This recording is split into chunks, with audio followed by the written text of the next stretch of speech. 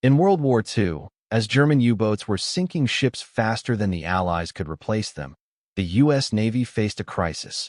It needed dozens, no, hundreds, of escort ships, and it needed them immediately. But production bottlenecks, engine shortages, and changing battlefield demands threatened to derail the entire escort fleet program. Out of this chaos came a class of ships that quietly kept the Atlantic lifeline alive. The lead ship was USS Cannon, small, overlooked, but built with one goal: hunt submarines across oceans. And the story of how this class came to be is one of the most important naval engineering decisions of the entire war. The USS Cannon and the entire Cannon-class destroyer escort program emerged during one of the most desperate supply battles of World War II, when the Allied war effort depended on keeping the Atlantic shipping lanes open. Yet the German U-boat threat was pushing convoy losses to catastrophic levels in early 1942. The U.S. Navy needed a new generation of fast, long-range escort ships, but shipyards were struggling with shortages of turbines, gearboxes, and specialized diesel engines, forcing designers to work around whatever industrial capacity remained.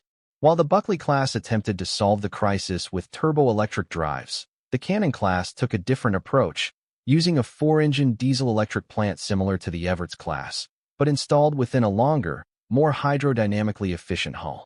This combination, more fuel capacity, lighter machinery, and a length-to-beam ratio optimized for range, meant the Cannon-class could travel more than 10,000 nautical miles at cruising speed, almost double the endurance of earlier models, making them ideal for long Atlantic crossings where convoy escort duty meant weeks at sea without refueling. The USS Cannon, DE-99, the lead ship of the class, represented this new philosophy. A small, 1,240-ton escort fitted with three 3-inch/50 caliber guns and single mounts, 8 or more 20mm Oerlikons, depending on the configuration, a 40mm Bofors twin mount for heavier anti-air defense, a triple torpedo tube set for surface engagements, and, most importantly, advanced anti-submarine equipment including depth charge rails, K-guns, and the forward-firing Hedgehog mortar.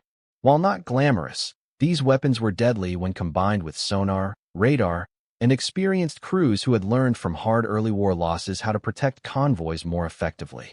The Cannon-class ships were not fast enough for carrier task forces, topping out at around 21 knots, but they did not need to be.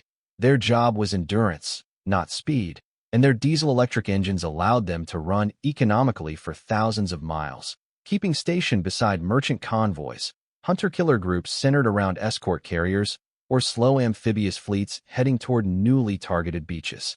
Only 72 of the planned 116 cannons were completed, but they formed the backbone of many mid-war escort operations, with USS Cannon herself operating primarily in the South Atlantic and Caribbean, regions often overshadowed by the massive battles in the Pacific and North Atlantic, but still critical because German U-boats were aggressively targeting shipping routes to Brazil, West Africa, and the Caribbean oil fields that fueled Allied aircraft. On her first and only year of U.S. service, USS Cannon escorted convoys, patrolled submarine hunting zones, and supported Allied operations with reliability that earned her respect despite her small size. By late 1944, as the U.S. Navy shifted to newer and more specialized ships, Cannon was transferred to Brazil under Lend-Lease, renamed by Pindy, and continued operating for decades, a pattern repeated across the class. The Cannon-class's true legacy lies in what happened after the war. The U.S. quickly decommissioned most of them, but foreign navies embraced the design, with Brazil, France, Greece, the Netherlands, Italy, South Korea, Japan, Mexico, and Thailand all putting Cannon-class ships into service, often modernizing them with new radar, updated anti-submarine systems, and improved crew accommodations.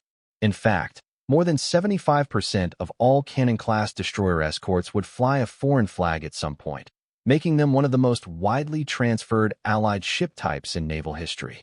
Their long post-war careers turned them into workhorses of Cold War coastal defense, anti-submarine patrols, and training duties.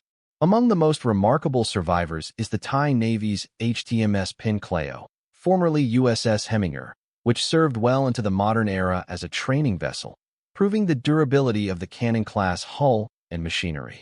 But the crown jewel of preservation is USS Slater, DE 766, a Cannon-class ship that served under the U.S. flag in World War II before being transferred to Greece as Eidos and eventually returned to the United States in the 1990s. Today, USS Slater sits in Albany, New York, fully restored as the world's only active museum destroyer escort, representing not just the Cannon class, but the entire family of U.S. destroyer escorts that played a crucial role in winning the Battle of the Atlantic. Her preservation highlights just how important these little ships were, too small to dominate headlines, but vital in keeping convoys alive, protecting troop transports, and reducing U-boat effectiveness to the point where the Allies gained control of the sea. The Cannon-class design itself influenced later escort and frigate developments, proving that reliability, range, and efficient engineering could matter more than raw firepower.